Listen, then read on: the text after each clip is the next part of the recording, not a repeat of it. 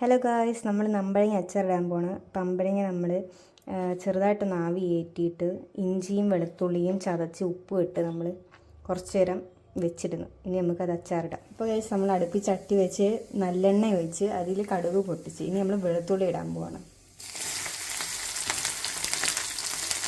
വെളുത്തുള്ളി ഒരു ബ്രൗൺ ഷെയ്ഡാകുമ്പോൾ നമുക്ക് ഇനി കുറച്ച് മഞ്ഞൾപ്പൊടി ഇടാം.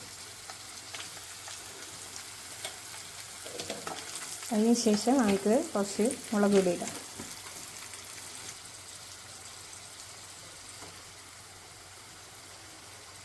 ഒരു 3 സ്പൂൺ മുളക് പൊടി ഇട്ടിട്ടുണ്ട്.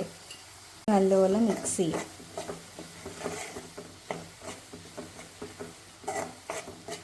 നമ്മൾ അച്ചാറിന് യൂസ് ചെയ്യുന്നത് ഹെൽത്തി ഗ്രോസർ കായാണ്. കായപ്പൊടിയൊക്കെ ഇട്ട് കഴിഞ്ഞു. ഇതിനി ഓഫ് ചെയ്ത് വെച്ചതിന് ശേഷം കുറച്ച് നേരം ചൂടാറിയതിന് ശേഷം നമ്മൾ അമ്പഴങ്ങ, കാരണം അമ്പഴങ്ങ നമ്മൾ കുറച്ച് മുമ്പ് ആവി കയറ്റിയായിരുന്നു, അതുകൊണ്ട് നമുക്ക് ചൂടാറിയതിന് ശേഷം അമ്പഴങ്ങ ഇട്ട് കൊടുക്കാം. നമുക്ക് ഇച്ചിരി വിനാഗിരി ഒഴിച്ചു കൊടുക്കാം. അമ്പഴങ്ങ ഇട്ട് കൊടുക്കാം.